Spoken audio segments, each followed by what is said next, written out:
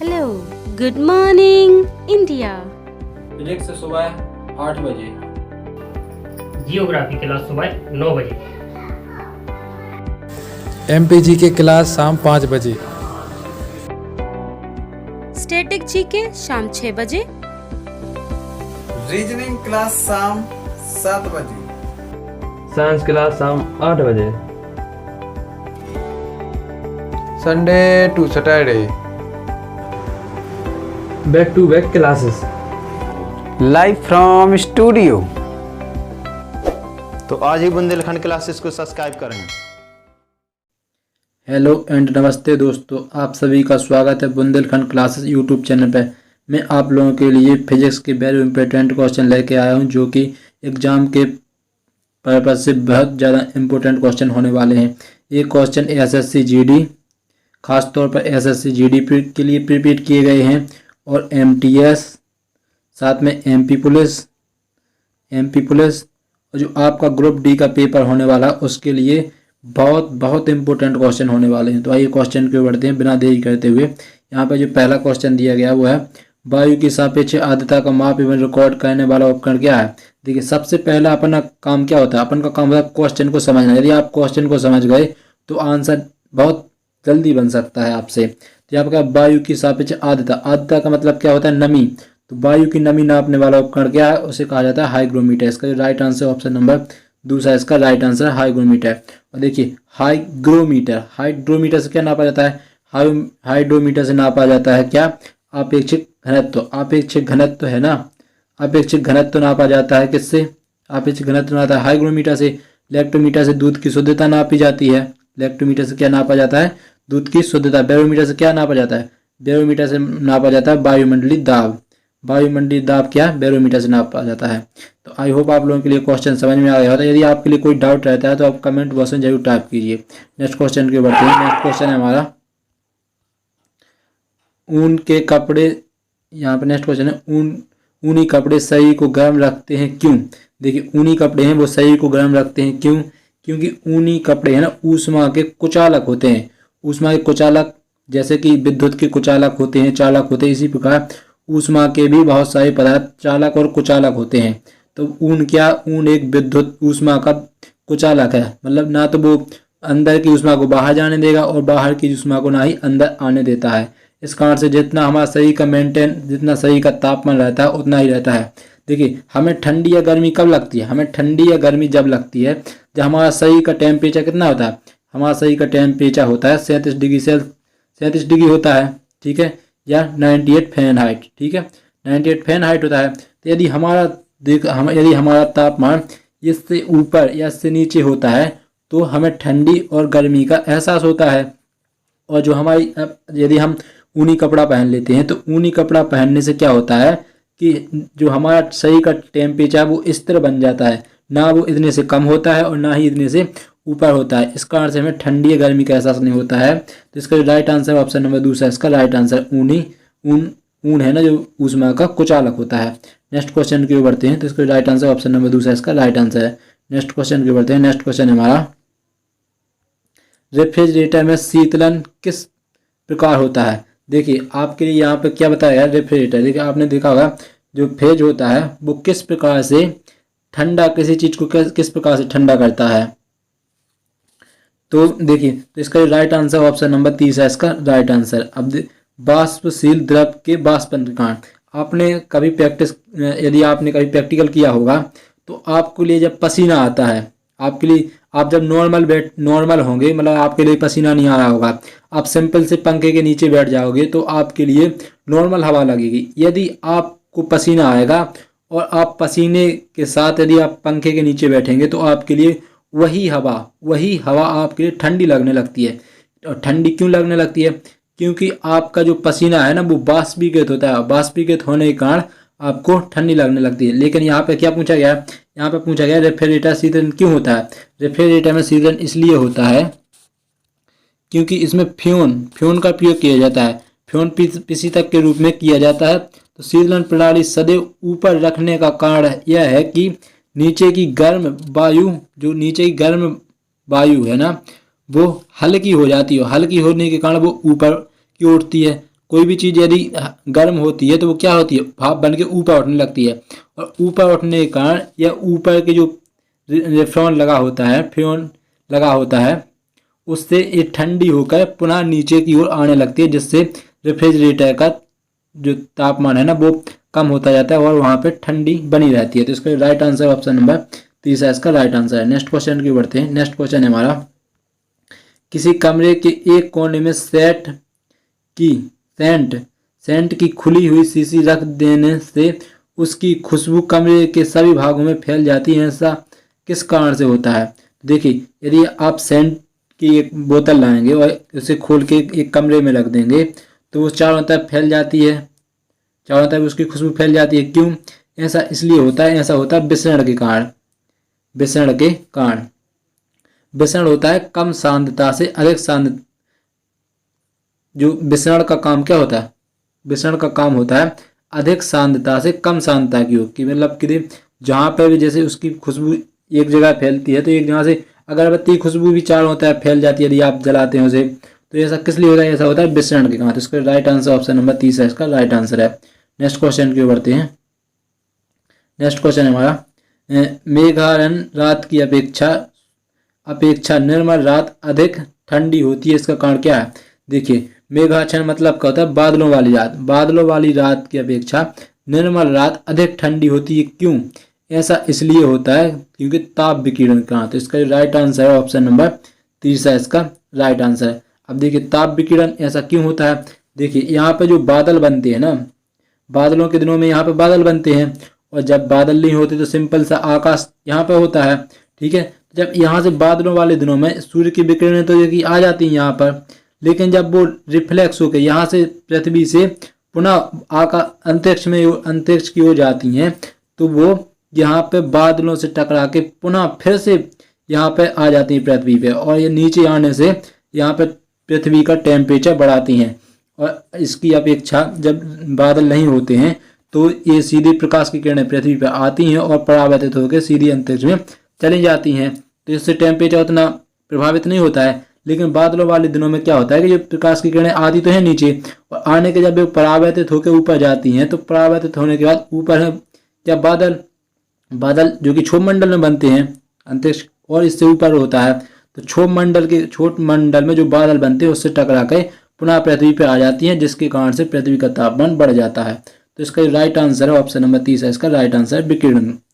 Next question की बढ़ते हैं। नेक्स्ट क्वेश्चन हमारा, निम्नलिखित में से कौन सा युग्म गलत है। देखिए, यहाँ दिए गए में से कौन सा युग्म गलत है। तो मैंने आपके लिए आगे वाले क्वेश्चन में ही बताया है कि आर्द्रता किससे नापी जाती है। आर्द्रता नापी जाती है हाईग्रोमीटर से। आर्द्रता नापी जाती है हाईग्रोमीटर से, हाईग्रोमीटर से नापी जाती है आर्द्रता।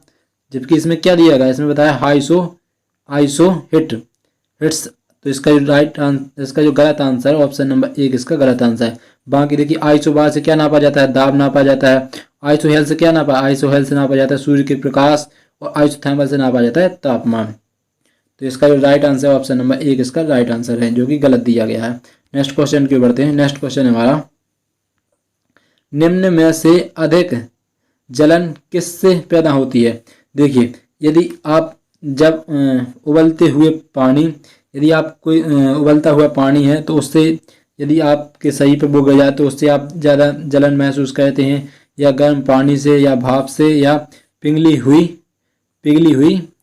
पिलावी बर्फ से। तो इसमें जो राइट आंसर है इसका राइट आंसर ऑप्शन नंबर 30। अब ऐसा क्यों होता है, क्योंकि भाप की जो ऊष्मा होती है ना, वाष्पन ऊष्मा का मान होता है 540 कैलोरी, 540 प्रति ग्राम कैलोरी होती है, प्रति ग्राम कैलोरी होती है। एक ग्राम में 540 कैलोरी होती है ऊर्जा, जिसके कारण से भाप से अधिक जलन पैदा होती है यदि आप जल जाते हैं इससे। तो नेक्स्ट क्वेश्चन की ओर बढ़ते हैं। नेक्स्ट क्वेश्चन है हमारा, नेक्स्ट क्वेश्चन है, शीतलन में एक मोटी कमीज की अपेक्षा 2 पतली कमीजें हमें अधिक गर्म क्यों रख सकती हैं। देखिए, तो ये जो क्वेश्चन है ये उसी सिद्धांत पर आधारित है जिस प्रकार से मैंने आपके लिए ऊन के कपड़े पढ़ाए हैं, उसी तरह से। देखिए, जब पहली बात हवा है, हवा ऊष्मा क्या होती है, ऊष्मा की होती है कुचालक, ऊष्मा की कुचालक होती है हवा। तो ऊष्मा की कुचालक होने पर देखिए, जब आप एक मोटी कमीज पहनते हैं तो उससे हवा आर पार जाती है, ठीक है, हवा आर पार जाती है, और ऊष्मा आर नहीं, हवा तो आर पार जाती है, लेकिन उससे क्या है ना, ऊष्मा आदान प्रदान हो जाती है। लेकिन जब आप पतली पतली दो कमीजें पहनते हैं तो उन कमीजों के बीच क्या होता है, गैप बनता है। गैप में क्या होती है, वायु भर जाती है। गैप में क्या हो जाती है, वायु भर जाती है। तो आपका जो शरीर का तापमान है ना, वो इस वायु के कारण बाहर नहीं जा पाता है, और जो बाहर का तापमान है वो भी इस वायु के कारण अंदर नहीं जा पाता है। इस कारण से जो दो कमीजों के बीच में एक निर्वात वायु की उपस्थिति का एक कुचालक आवरण स्थापित हो जाता है। कुचालक आवरण स्थापित हो जाने के कारण जो ऊष्मा का प्रवाह है ना, आदान प्रदान नहीं हो पाता है, जिसके कारण आपके लिए ठंडी नहीं लगती है। और मोटी कमीज पहनने से क्या होता है, मोटी कमीज पहनने से ऊष्मा का आदान प्रदान हो जाता है। तो इसका जो राइट आंसर है ऑप्शन नंबर 30 है इसका राइट आंसर। दो कमीजों के बीच वायु अवरोध के माध्यम से काम करती है। इसका राइट आंसर ऑप्शन नंबर 30 है इसका राइट आंसर है। नेक्स्ट क्वेश्चन की ओर बढ़ते हैं। नेक्स्ट क्वेश्चन है हमारा, ध्वनि नहीं गुजर सकती। देखिए, ध्वनि किस में से नहीं गुजर सकती है, आप लोगों की सबसे पहले आप लोगों को मालूम होना चाहिए कि ध्वनि आखिर चलती किस किस में है। देखिए, ध्वनि सबसे अधिक ध्वनि की चाल किस में होती है, सबसे अधिक ध्वनि की चाल होती है ठोस में, ठोस के बाद द्रव के बाद किस में होती है, गैस में, द्रव के बाद क्या होती है, गैस में। तो इसका निर्वात में ध्वनि की चाल बिल्कुल भी नहीं हो सकती है। निर्वात में ध्वनि की चाल बिल्कुल भी नहीं हो सकती है, क्योंकि ये एक यांत्रिक तरंगें होती हैं, क्योंकि यांत्रिक तरंगें हैं। तो ध्वनि की चाल, ध्वनि नहीं गुजर सकती है। तो ध्वनि कहाँ से नहीं गुजर सकती है, निर्वात में। जहाँ पे हवा नहीं होगी वहाँ पे आप कितनी जोर से आवाज़ बोल लीजिए। आपने देखा हो कि आप शीशे के अंदर यदि आप किसी को आवाज़ देते हैं तो आवाज़ बाहर क्यों नहीं जाती, क्योंकि वहाँ पर क्या होता है, निर्वात होता है। शीशे के चारों ओर यदि आप किसी से लगा जाए, आप किसी को कितने भी जोर से चिल्लाते रहें तो वहाँ पे आपकी आवाज़ बाहर नहीं जाती है, क्योंकि वहाँ पे निर्वात वातावरण हो जाता है। तो आपके लिए सबसे तेज जो ध्वनि की चाल होती है वो होती है ठोस में, इसके बाद द्रव में, इसके बाद होती है गैस में। नेक्स्ट क्वेश्चन की बढ़ते हैं। नेक्स्ट क्वेश्चन है हमारा, रेलवे मार्ग में दो पटरियों के एक सिरे से दूसरे सिरे तक उनके बीच के अंतर को छोड़ना इसलिए आवश्यक होता है क्योंकि, देखिए आपने देखा होगा कि जब दो पटरियों के बीच में थोड़ा सा गैप छोड़ा जाता है, तो ऐसा क्यों किया जाता है, ऐसा इसलिए किया जाता है क्योंकि जब गर्मी पड़ती है, जब बहुत सारी गर्मी पड़ती है तो उसमें क्या होता है कि थोड़ा सा टेम्परेचर भी बढ़ जाता है। टेम्परेचर बढ़ जाने के कारण ठोस में रेखीय प्रसार हो जाता है। रेखीय प्रसार होता है कि उसकी लंबाई, देखिए कोई एक पटरी इस प्रकार से होती है, ठीक है, और एक पटरी इस प्रकार से है, तो इसमें थोड़ा सा मतलब थोड़ा कुछ सेंटीमीटर का गैप छोड़ा जाता है। ऐसा इसलिए छोड़ा जाता है क्योंकि जब अधिक गर्मी पड़ने पर ठोस, यदि आप किसी लोहे को गर्म करते हैं तो उसमें क्या होता है, उसमें प्रसार होता है, उसकी लंबाई में वृद्धि होती है। और जब अधिक गर्मी पड़ती है, जब 50 डिग्री और 50 डिग्री से और ज़्यादा टेम्परेचर अधिक होता है तो उससे क्या होता है, उसमें ये पटरियाँ गर्म होने लगती हैं, और जब इस पर ट्रेन निकलती है तो इसके आकार में वृद्धि हो जाती है। इसके आकार में वृद्धि होने से एक ऊपर ओवरलैप हो जाएंगी, यदि इनका गैप नहीं छोड़ा जाएगा तो ये ओवरलैप हो जाएंगी। ओवरलैप होने के कारण ट्रेन का एक्सीडेंटली होने की अधिक संभावना होती है। इस कारण से इसमें थोड़ा सा गैप छोड़ा जाता है, क्योंकि यदि इसमें रेखिक प्रसार भी होगा तो ये आपस में चिपक जाएंगी और यहाँ पर ओवरलैप नहीं हो पाएंगी। तो इसका जो राइट आंसर है ऑप्शन नंबर 4 इसका राइट आंसर है। ग्रीष्मकालीन वितरण में होने वाली दुर्घटनाओं को रोकने के लिए, ग्रीष्मकालीन का मतलब है कि यदि गर्मी के समय प्रसार होता है तो उसके लिए रोकने के लिए। तो इसका राइट आंसर ऑप्शन नंबर 4 इसका राइट आंसर है। नेक्स्ट क्वेश्चन की बढ़ते हैं। नेक्स्ट क्वेश्चन है हमारा, ईंट के बने भवनों की तुलना में कच्ची मिट्टी के मकान ग्रीष्म मतलब गर्मियों में ठंडे और शीतल काम से अधिक होते हैं। गर्म होने का कारण क्या है? देखिए आपने देखा होगा कि आप यदि गांव देहातों में रहते हैं तो वहाँ पर छोटे जो खपरों वाले घर होते हैं या मिट्टी के घर होते हैं, वहाँ पे आपको लिए गर्मी बहुत कम लगेगी। हालांकि जब आप सीमेंट वाले घरों में रहते हैं तो उसमें अधिक गर्मी लगती है। ऐसा क्यों होता है?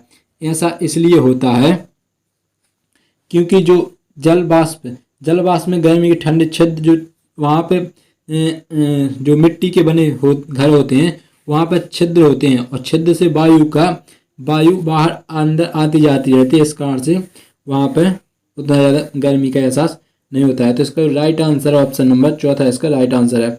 जल वाष्प में गर्मी से ठंड और छिद्रों में आने वाले धूल के कण सर्दी से गर्म हो जाते हैं।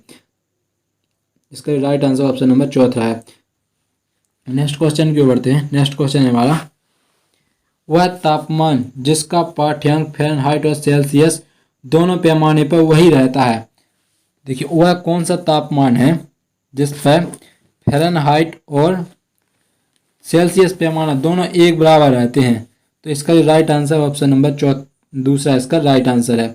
दूसरे का मतलब है कि -40 डिग्री। -40 डिग्री क्यों, ये आपके जब मैं न्यूमेरिकल क्वेश्चन कराऊंगा उसमें बताया जाएगा। हालांकि इसमें एक सूत्र होता है जो मैं आपके लिए बता दूं, तो वो आपके जब न्यूमेरिकल पढ़ाऊंगा उस समय समझा दूंगा। तो इसका एक आप इसे एग्जैक्ट में से फैक्ट डाटा के रूप में याद रख सकते हैं। तो फ़ारेनहाइट और डिग्री सेल्सियस दोनों एक समान कब होते हैं, -40 डिग्री पर। नेक्स्ट क्वेश्चन की बढ़ते हैं। नेक्स्ट क्वेश्चन है हमारा, ध्वनि का तारकत्व किस पर निर्भर करता है। देखिए ध्वनि का तारकत्व निर्भर करता है। ध्वनि का तारकत्व किस पर निर्भर करता है, ध्वनि का तारकत्व निर्भर करता है आवृत्ति पर। अब देखिए आवृत्ति पर निर्भर क्यों करता है, क्योंकि आवृत्ति आपने देखा होगा कि जो पुरुषों की ध्वनि होती है वो भारी होती है, पुरुषों की ध्वनि भारी होती है और स्त्रियों की ध्वनि पतली होती है। ऐसा क्यों होता है, क्योंकि तारकत्व है ना, तारकत्व जिसके अधिक होगा, जितना जिसका तारकत्व अधिक होगा,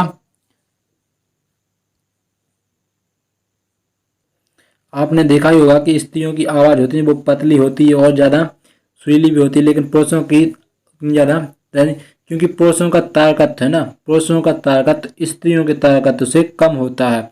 आपने देखिए एक चीज़ मैं आपके लिए प्रैक्टिकली बताता हूँ। आपने शेर की ध्वनि सुनी होगी, तो शेर की ध्वनि उतनी ज़्यादा आपके लिए तीक्ष्ण और तीव्र नहीं सुनाई देती है जितनी कि मच्छर की भिनभिनाहट की आवाज़ ज़्यादा तीव्र सुनाई देती है, क्योंकि मच्छर का तारकत्व है ना वो अधिक होता है। तो इसका जो राइट आंसर ऑप्शन नंबर 1 इसका राइट आंसर है, आवृत्ति। नेक्स्ट क्वेश्चन की ओर बढ़ते हैं। नेक्स्ट क्वेश्चन है हमारा, काले वस्त्रों के मुकाबले श्वेत वस्त्र शीतल क्यों होते हैं। देखिए काले वस्त्र की अपेक्षा श्वेत वस्त्र शीतल क्यों होते हैं।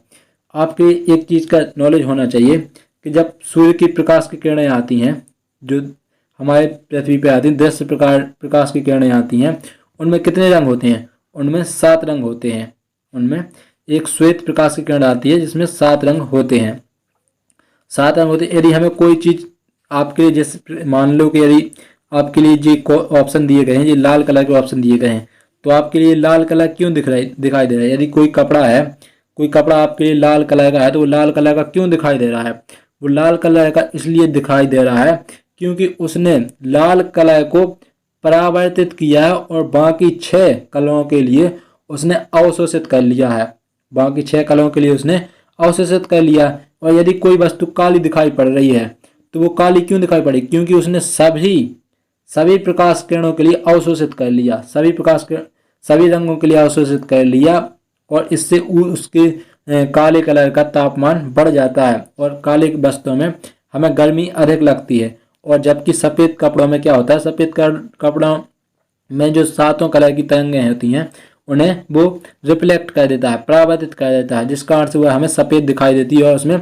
गर्मी का एहसास हमें कम होता है। तो इसका जो राइट आंसर है ऑप्शन नंबर दूसरा इसका राइट आंसर है।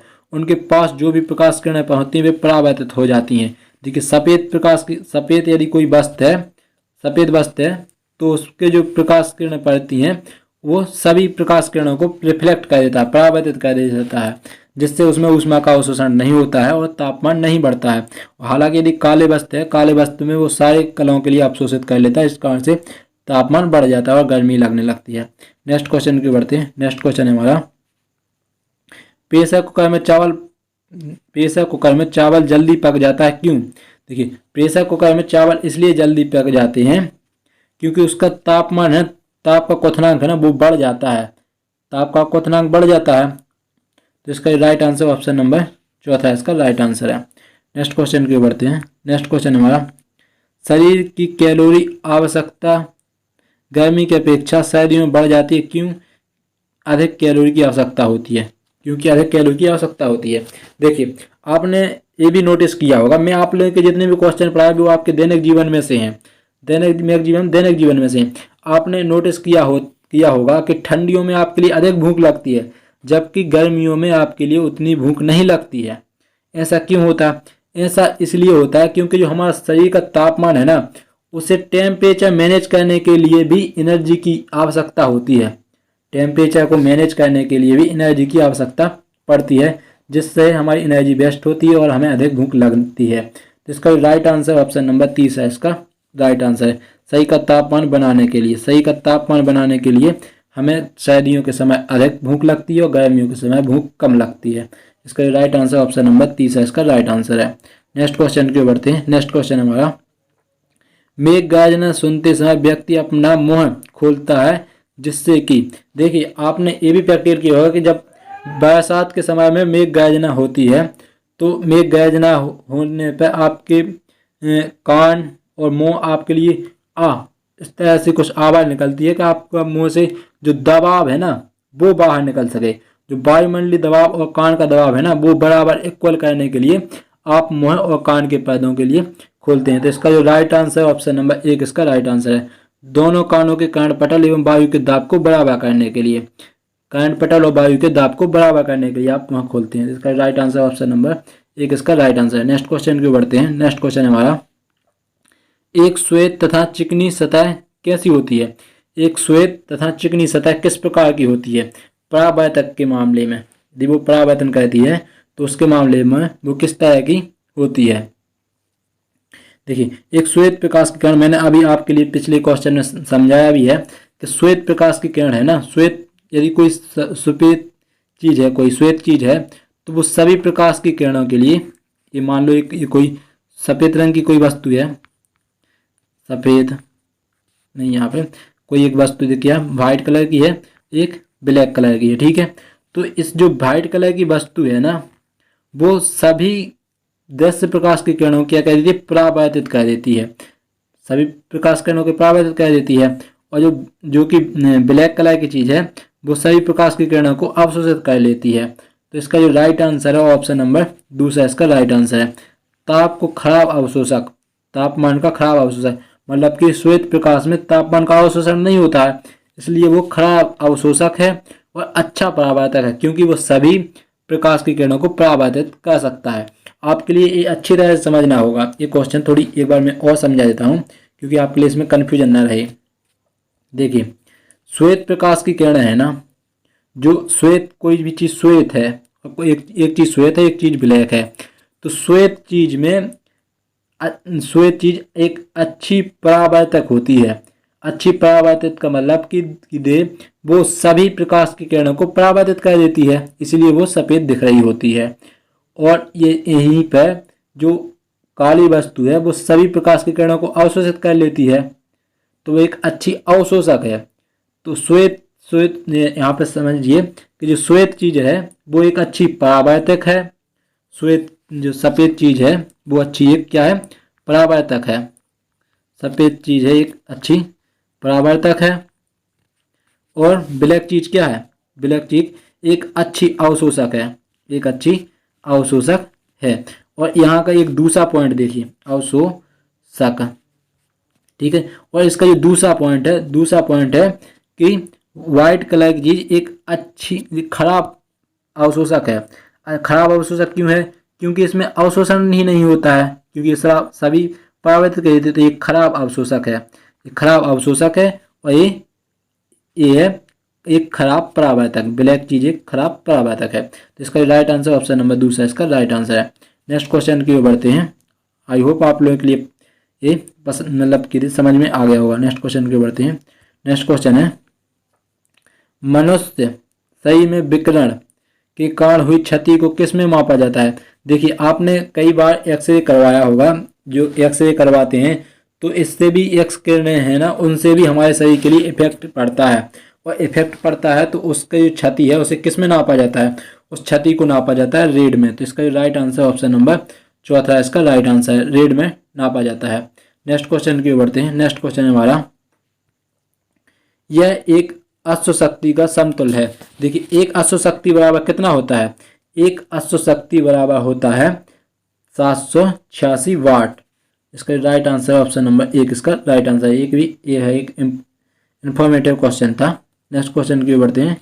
नेक्स्ट क्वेश्चन हमारा, बर्नौली का सिद्धांत निम्नलिखित में से किसके संरक्षण का प्रकथन है। देखिए बर्नौली की जो सिद्धांत है वो किस चीज का संरक्षक है, तो वह है ऊर्जा का। इसका राइट आंसर ऑप्शन नंबर दूसरा, इसका राइट आंसर है। अब बर्नौली प्रमेय आपके लिए समझनी होगी कि जो बर्नौली प्रमेय होती है उसमें क्या होता है, एक इसका सीधे एक डेरिवेशन होता है जो कि आपके लिए मैं जब न्यूमेरिकल पढ़ाऊंगा तो बहुत सी चीज़ें हैं जो कि न्यूमेरिकल में आपके लिए सीखने के लिए मिलेंगी। ठीक है, तो इसका फिलहाल आपके लिए एक इन्फॉर्मेटिव क्वेश्चन है, तो इसका राइट आंसर ऑप्शन नंबर दूसरा इसका राइट आंसर है। नेक्स्ट क्वेश्चन की ओर बढ़ते हैं। नेक्स्ट क्वेश्चन हमारा, जब किसी बॉडी का वेग 2 गुना कर दिया जाता है, यहाँ पर वेग लिखना था, जो वेग लिख गया है यहाँ पर वेग है। जब किसी बॉडी का वेग 2 गुना कर दिया जाता है तो देखिए तो क्या है, जब किसी बॉडी का वेग 2 गुना कर दिया जाता है तो क्या होता है। तो देखिए सबसे बड़ी क्या बात है, सबसे बड़ी बॉडी का वेग काइनेटिक एनर्जी बराबर क्या होता है, काइनेटिक मतलब गतिज ऊर्जा बराबर क्या होता है, गतिज ऊर्जा बटा 1/2 mv²। और स्थितिज ऊर्जा बराबर क्या होता है, स्थितिज ऊर्जा बराबर होता है mgh। गतिज ऊर्जा बराबर क्या होता है 1/2 mv² और स्थितिज ऊर्जा बराबर होता है mgh। तो देखिए तो यहाँ पे क्या होता है, तो वो संवेग का क्या होता है, वो संवेग का 2 गुना होता है, संवेग का 2 गुना होता है। संवेग का 2 गुना क्यों होता है, देखिए संवेग बराबर क्या होता है, संवेग बराबर होता है mv। संवेग बराबर संवेग का क्या प्रतीक क्या होता है p, संवेग का प्रतीक क्या होता है p, तो क्या mv होता है। और स्थिति जो कि गतिज ऊर्जा है, गतिज ऊर्जा का सूत्र क्या होता है 1/2 mv²। वो क्या वेग के लिए 2 गुना कर दिया जाता है। अभी वेग 1 था, अब यहाँ पर 2 करेंगे तो क्या हो जाएगा, 2 के 2 गुना 4 हो जाएगा, 2 का 2 गुना 4 हो जाएगा। तो ये 2 का 2 गुना 4 हो जाएगा। तो इसे देखिए यहाँ पे 1 था, अभी 2 कर दूँ, 1/2 m4, यहाँ पे क्या होगा 1 2 4 v²। देखिए अब इस 2 से इस 4 के लिए काट सकता हूँ, तो 2 एकम 2, 2 दूनी 4। तो यहाँ पे क्या बचा, शेष क्या बचा, यहाँ पे बचा 2 mv, क्या बचा 2 mv²। तो यहाँ पे क्या संवेग के कितने हो गया, संवेग के 2 गुना होगा। तो इसका राइट आंसर ऑप्शन नंबर 30 इसका राइट आंसर है। आप यहाँ पे देखिए आपने एक चीज़ नोटिस की होगी, मैंने वहाँ पे क्या बताया, मैंने आपके लिए बताया वहाँ पर mv और यहाँ पे क्या mv²। तो यहाँ पे क्या है, वेग परिवर्तन के साथ यहाँ पे स्क्वायर है, क्योंकि u1 और यहाँ पे u2, ये अब मैं आपके लिए न्यूमेरिकल पढ़ाऊंगा तो आपके लिए अच्छी तरह से समझ में आ जाएंगे। तो इसका राइट आंसर ऑप्शन नंबर 30 इसका राइट आंसर है, इसका संवेग का 2 गुना होता है। नेक्स्ट क्वेश्चन की ओर बढ़ते हैं। नेक्स्ट क्वेश्चन है, एल्कोहल पानी से अधिक वाष्पशील होता है क्यों, क्योंकि खालिस्तान पानी से कम होता है। तो पानी से क्या होता है, पानी से क्वथनांक बहुत कम होता है। तो इसका राइट आंसर ऑप्शन नंबर 1 इसका राइट आंसर है। आपने देखिए नोटिस किया होगा, तो आप यदि हथेली पर थोड़ी सी एल्कोहल रखिए और थोड़ा सा पानी, तो कुछ ही टाइम बाद एल्कोहल वाष्पीकृत हो जाएगी और पानी वाष्पीकृत नहीं होगा।